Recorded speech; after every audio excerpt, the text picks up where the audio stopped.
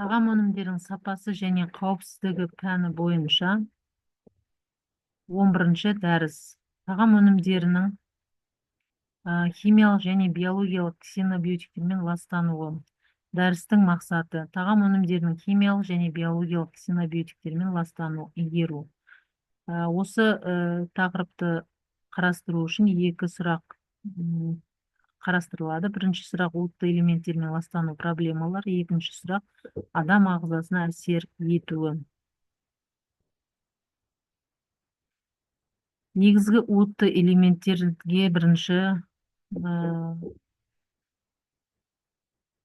мән берсек, негізгі уытты элементтер ол ауыр металдар, қорғасын, яғни ол жүйке жүйесіне әсер етеді, балаларда ақыл-ой дамуын тежейді.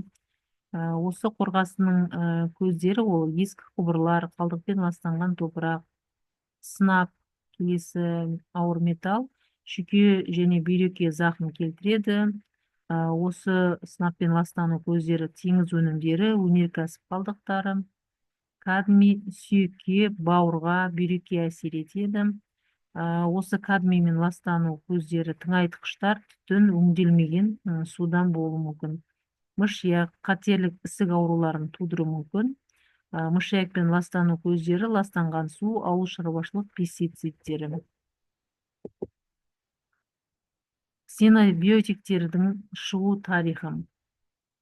Бұл терминнің ғылыми айналымға енуі мен адам өміріндегі, әсіресе тағам, медицина және экология салаларындағы рөлінің артуына байланысты дамыған тарихи процесс. Ксенобиотик дегеніміз не? Ксенобиотиктер грек тілінен аударғанда ксенос бөтен, биос өмір. Адам ағзасына табиғи жолмен тән емес, бөтен, көбінесе синтетикалық немесе сырттан түскен химиялық заттар. Оларға дәрі-дәрмектер, пестицидтер, тағамдық қоспалар, ауыр металдар, өнеркәсіптік ластағыштар жатады. Шығу тарихы мен даму кезеңдері. Ертедегі түсінік, яғни біздің заманымызға дейінгі кезеңдер, ежелгі адамдар улану құбылысын табиғаттағы зиянды заттармен байланыстырған, мысалы улы өсімдіктер. Бірақ нақты бөтен зат деген ұғым болмаған. 19 ғасыр химия мен фармацияның дамуы жүретін кезең. Синтетикалық дәрілер мен бояғыштар пайда болды. Ағзаға бөгде химиялық заттардың түсуі туралы алғашқы зерттеулер жүргізіле бастады. 20 ғасыр ғылыми ұғым ретінде қалыптасу мен танымал. 1960-70 жылдары ксенобиотик ұғымы ғылыми әдебиетке орнықты. Ғалымдар бұл терминді адам ағзасына сырттан түскен метаболизмге жат заттарды сипаттау үшін қолдана бастады. Фармакология мен токсикологияда кеңінен зерттелді, әсіресе дәрілік заттар мен пестицидтер әсері. Қазіргі заман ксенобиотиктер экология, тағам өнеркәсібі, косметика және медицина саласында кеңінен қарастырады. Ағзадан олардың шығу жолдары дезинтоксикация, биотрансформация зерттелуде. Халықаралық ұйымдар ФАО және дүниежүзілік сақтау ұйымы, денсаулық сақтау ұйымы тағамдағы ксенобиотиктер деңгейін бақылау нормаларын белгілейді. Яғни қанша мөлшерде, қандай өнімде, қандай өндірісте болу қажеттігі туралы нормаларда жазылған. Ксенобиотиктер дегеніміз не дегенге тағы да толыққанды ақпаратын беретін болсақ, адам ағзасына жат бөгде химиялық және биологиялық қосылыстар, яғни бұл тек қана химиялық қосылыстар емес, сонымен қатар биологиялық қосылыстар да жатады. Тағам арқылы түскен кезде уытты әсер етеді, яғни бәрібір қандай мөлшерде, қандай дозада пайдаланғанына байланысты ол әсер етуі де оның әртүрлі болады. Егер де бір тағам арқылы үздіксіз адам ағзасына күнде жаңағы бір уытты зат түсіп тұрса, оның жаңағы көп ұзамай созылмалы ауруларға, аллергия тудыруы, адамның иммунитетінің әлсіреуі, ас қорыту жүйесінің бұзылуы, жүйке жүйесінің бұзылуына алып келуі мүмкін. Одан да қауіпті әсері болатын болса, ол канцерогенді, яғни рак ауруын тудыруы мүмкін, сахарный диабет, яғни қант диабетіне алып келуі мүмкін, зоб ауруына алып келуі мүмкін, тағы басқа да ауруларды тудыруы мүмкін. көбінесе тағам өндірісіне немесе сақтау барысында пайда болады. Химиялық элементтер топтары. Эссенциалды элементтерге ағза үшін қажетті ол кальций, магний, жаңа темір, цинк деген сияқты элементтер. Эссенциалды емес, яғни тіршілік үшін маңызды емес элементтер деп бөлуге болады. Отты элементтер өте қауіпті деген элементтер бар. Қауіпті отты элементтер сынап, қорғасын, кадмий, мышьяк. Кодекс алиментариус, яғни жаңағы бүкіл денсаулық сақтау ұйымдарының тағамға байланысты стандарттарын, яғни біріккен стандарттарын жаңағы осы комиссия кодекс алиментариус деген бекітеді. Осы кодекс алиментариусты жаңағы органикалық тағамдық өнімдерге арналған жаңағы басылымы. Кодекс алиментариус бойынша бақылау біріккен осы екі ұйымның комиссиясымен тағам өнімдеріндегі ауыр металдар мөлшерін қадағалайды. Халықаралық саудада рұқсат етілген шектері белгіленеді. Отты элементтермен ластану проблемалары бойынша бірнеше көзқарастар бар. Олардың біреуіне сәйкес периодтық жүйедегі барлық химиялық элементтер үш топқа бөлінеді. Тағамның алмастырылмайтын фактор ретінде элементтер, яғни эссенциалды, макро және микроэлементтер. Эссенциалды емес немесе тіршілік әрекетіне міндетті емес элементтер және де отты элементтер. Басқа көзқарасқа сәйкес барлық элементтер белгілі мөлшерде тіршілік әрекетіне қажетті. Адам ағзасына әсер етуі бойынша микроэлементтердің жіктемесі әзірленген. Адам және жануарлардың тамақтануына маңызы бар микроэлементтер, токсикологиялық маңызы бар микроэлементтер деп жаңағы бекітілген.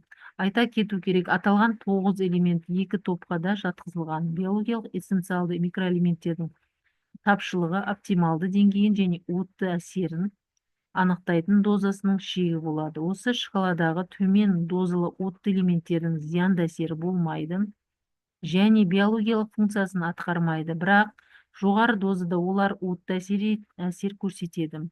Осылайша өмірлік маңызы бар элементтер мен отты элементтер арасындағы айырмашылық әрқашан анықталмайды. Барлық элементтер артық мөлшерде қолданылса, отты болуы мүмкін. Бұдан басқа химиялық элементтердің оттылығы бір-бірімен әрекеттескенде байқалады. Мысалы, ағзаға кадмийдің физиологиялық әсері және оның оттылығы құрамында болатын мырыш мөлшеріне байланысты болады. Ал жасушадағы темірдің функциясы мыс, кобальт, біршама деңгейде молибден және мырыштың мөлшеріне байланысты болады. Осыған қарамастан өте төмен концентрацияда отты қасиеті күшті сезілетін және ешқандай пайдалы функциясы атқармайтын химиялық элементтерде бар. Мұндай отты элементтерге сынап, кадмий, қорғасын, мышьяк жатады. Олар өмірге қажетті, пайдалы емес, төмен дозаның өзінде ағзаның қалыпты зат алмасу қызметін бұзады.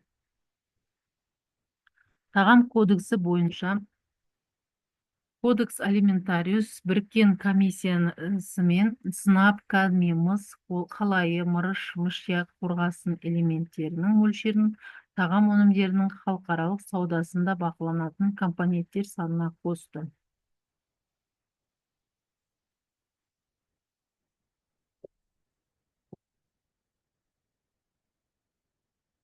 Енді жаңағы осы бүгінгі тақырыпты қорытындылайтын болсақ, енді ксенобиотиктерді атап кеттік, химиялық және биологиялық.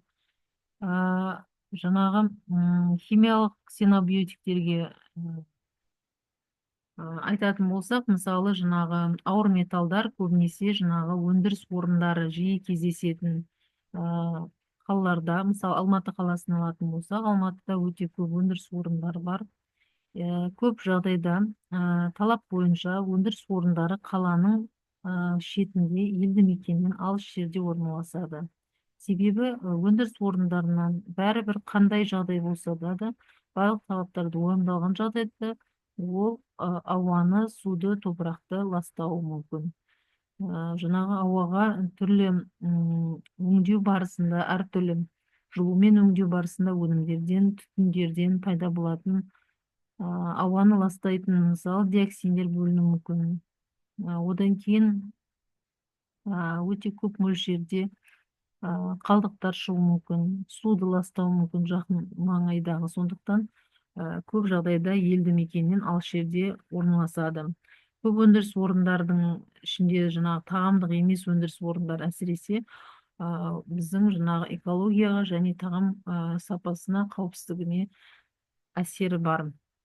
Қарапайым қағаз өндірісінің өзінде ауаға көп мөлшерде диоксин бөлінеді.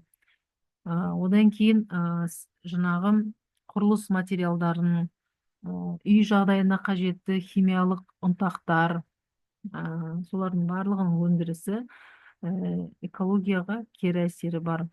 Ол топырақты ластағаннан кейін бір-бірімен байланысты, ары қарай топырақтан шыққан өсімдікті тұтынған адам бар, өсімдік тұтынатын жануар бар. Сол өсімдікті ластанған сумен суаратын болсақ, сол судан мал суын ішетін болса, онда төрт түліктен шыққан өнімнің де жаңағы сүтінде де, етінде де, тауықтың жұмыртқасында да осы химиялық элементтер көптеп кездеседі. Ауыр металдар жиі түсу дұрыс емес материалдан жасалған ыдыстардан болуы да мүмкін. Яғни мысалы жаңа үлкен резервуарлар, тарлар арнайы металдан жасалады, коррозияға төзімді, ұзақ мерзімді қолдануға мүмкіндік беретін ыдыстардан жасалады. Және де тағы темір бізде көбінесе қалбырлы өндірісте, яғни қалбыр өнімдерін жасаған кезде қолданады. Сол қалбырлардың өзі де жаңағы тат баспайтын, коррозияға ұшырамайтын материалдан жасалу керек. Өйткені ұзақ уақыт өнім сақтауға арналған қалбыр өнімдері, олар өнімде ішіндегі әртүрлі химиялық реакцияларға байланысты жаңағы өніммен жаңағы әсерлесіп өнімге көшуі мүмкін. Одан кейін химиялық ластағыштарға ол пестицидтер жатады. Пестицидінде түрлері өте көп, оны біз келесі лекцияларда өтетін боламыз. Сол түрлері де жаңағы өте көп мөлшерде қазіргі таңда жаңағы шаруалардың дұрыс ақпараттандырылмағандықтан жаңағы өнімде өте көп мөлшерде анықталып жатады. Сол анықталған өнімдерді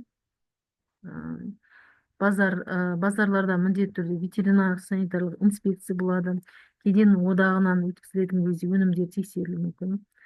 Радиоактивтілік пестицидтерді оңай анықтауға болады, өйткені экспресс әдістері бар, арнайы дозиметрлер бар, сол тексеретін қанша мөлшерде тыңайтқыш бар екенін, және де қанша мөлшерде радиоактивті затпен ластанғанын анықтап беретін. Соған байланысты өнімдер сәйкес келмесе, нормадан асып кеткен жағдайда ол өнімдерді сатылымға жібермейді, болмаса сатылымда болған өнімдерді алып тастайды.